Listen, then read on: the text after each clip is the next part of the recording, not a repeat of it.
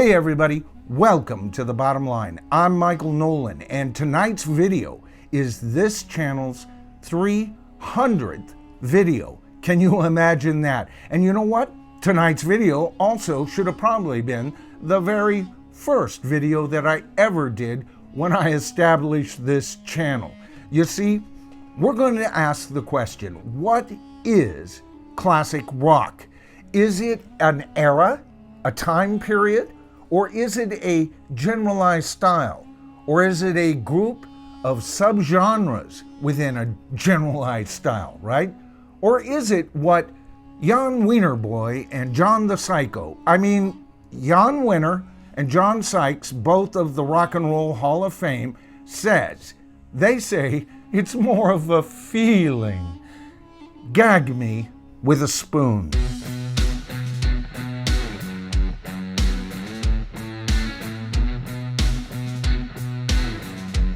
All right, so first of all, let's talk about classic rock being an era. Now, is there a classic rock era?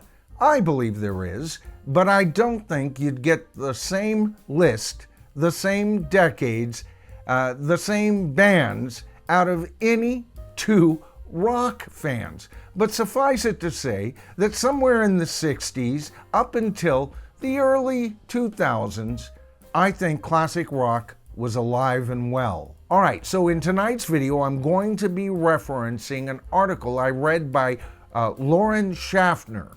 And in this, Lauren tries to identify what the classic rock era was, and Lauren also tries to identify what classic rock is. And guess what?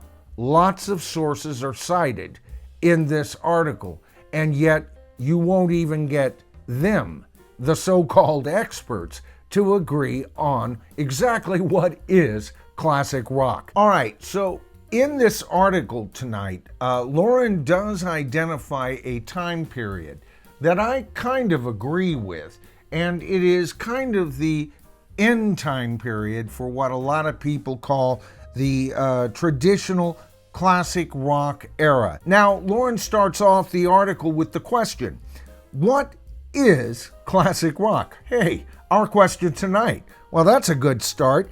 And Lauren goes on to state, now that albums that came out in 2003 are 20 years old, the line between what's considered classic and contemporary seem to become blurred more and more. But then she asks the question, but is classic rock defined by a time frame, or is it a particular sound? Now, in the very next paragraph, the article goes on to say, classic rock is often associated with popular 60s and 70s bands such as Led Zeppelin, the Rolling Stones, Aerosmith, AC/DC, Van Halen, Queen, Heart, and some others. It goes on to say that a lot of the 80s bands are lumped into the classic rock sphere as well, including Guns N' Roses, Motley Crue, and Bon Jovi. Some classic rock radio stations also play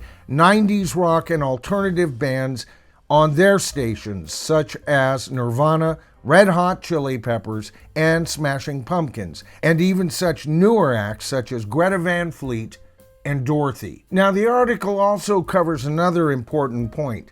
It says there were also a lot of other subgenres that developed through the decades, so what makes one artist a classic rock artist instead of one with a different label? Or can they fall under both? Now, another source that is quoted in this article, Live About, stated that classic rock is a radio format that started in the 80s and was derived from a previous format known as album-oriented rock, or AOR.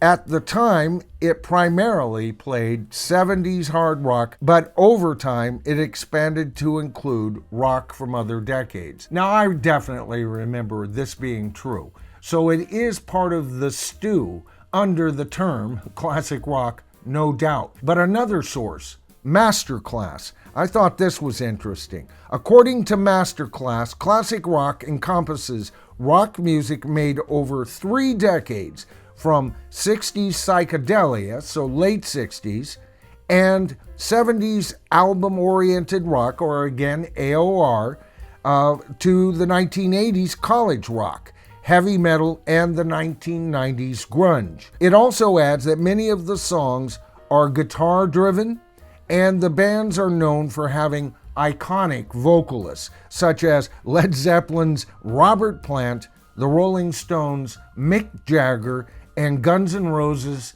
Axl Rose. Now, the article goes on and asks a really important question.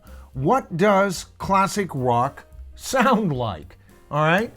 Now, a lot of different people have different opinions on that. But you know what? It also goes on to say that it's not only just being guitar-oriented or a band with a really great vocalist or anything like that. It also mentions the importance of the bass guitar and drums as the integral part of a rock band sound. And of course, keyboards played a part way back to the 50s, didn't it? But did you notice in the article, they're all having trouble identifying exactly what is classic rock and what was the classic rock era. Another thing that the article seemed to have an almost bias towards is that classic rock leaned quite heavily on the harder rock acts, and that's where I disagree with them. You know, hard rock is definitely part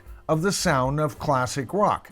We're not going to disagree on that. The article doesn't agree with itself often, does it? Several sources disagree as to, first of all, what is the classic rock era, and second of all, what is classic rock. To me, classic rock started probably in the early to mid 60s, you know, that classic rock sound in my head. Although you gotta give kudos to the 50s artists. Without them, there would have been no what we call classic rock. And as far as it being an era, yeah, I guess I see some truth to that. There is definitely that AOR approach that I favored when I used to listen to radio. All right, so I understand that. But it's not just that simple. Because you know what, folks? Classic rock is alive and well today. It's not eating up the charts, but with bands that, like I've already covered, Greta Van Fleet, and by the way, I want to do a video on their brand new album. It's much improved over their last outing. I'm pretty excited about what I'm hearing. But then there's bands like Dirty Honey and Dorothy. I mean, these guys are carrying on a lot of those traditional elements we talked about in that article. And guess what? They're great bands, folks. They sound good. They're capable of writing a great song and then present it as an ass-kicking band. Speaking of Greta Van Fleet, they've gone back to a more basic sound. My only criticism of their last couple of outings is they were trying to get a little bit too flowery, and I loved their first outing, right? Well, they're coming back. I think they're tipping their feet back onto Mother Earth because that album is sound. But there is a danger of what happened with Greta Van Fleet and some of these other bands I've mentioned, Dorothy, Dirty Honey, because you know what? The producers get in there, right? And they tell them, you've got to make your music sound a little bit more, I don't know, radio friendly, as if anybody's really listening to radio these days, right? An excellent example of that was Los Lonely Boys. Ass-kicking trio of brothers, right? Great guitarist, great bass player, great drummer, all fantastic vocalists. And they kicked ass. But then they started listening to management and record companies, and it seemed like they were going more and more radio friendly all the time, and I kind of lost interest in them. But when I first heard them in the early 2000s, I thought to myself, there's a band that can carry on classic rock's torch. All right, I hope you enjoyed the video tonight. If you do, I always ask this, but please give it a thumbs up.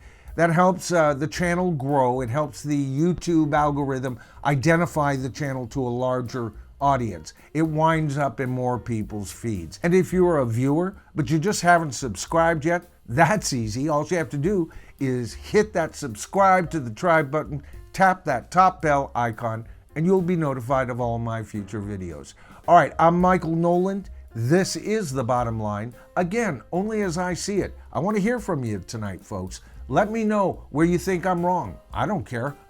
You know what? It's the consensus that happens on this channel. Let Hollywood beware. All right, as I've said before, I'm Michael Noland, and together, folks, you and I, we are the tribe. And I'll see you in my next video.